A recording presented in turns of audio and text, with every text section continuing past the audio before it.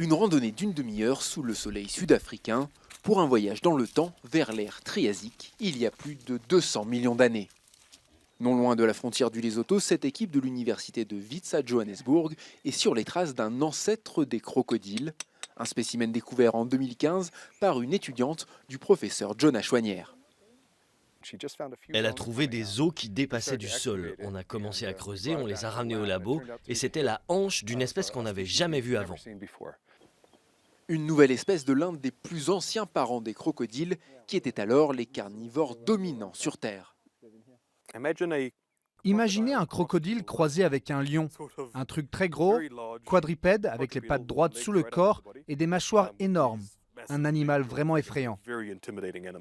Ce crocodile préhistorique, à ne pas confondre avec un dinosaure, n'avait jamais été décrit en Afrique du Sud, ce qui renforce la réputation du pays d'Eldorado de la paléontologie, de quoi motiver la nouvelle génération de scientifiques africains. On a toutes ces choses formidables dans notre pays et on peut les montrer au monde. Et à terme, j'aimerais pouvoir raconter toute l'histoire de l'évolution des crocodiles. Avant ça, les fossiles sont plâtrés pour être transportés, préparés et analysés. Il se passe en général plusieurs années entre les fouilles et une publication scientifique.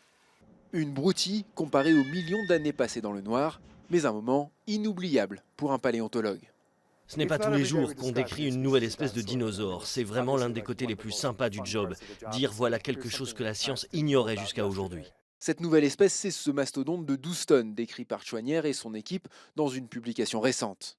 Grâce à lui, on sait désormais que les sauropodes, qui ont régné sur la Terre pendant 135 millions d'années, ont marché à quatre pattes plus tôt qu'on ne le pensait. Les questions sur les dinosaures et leur disparition sont encore innombrables.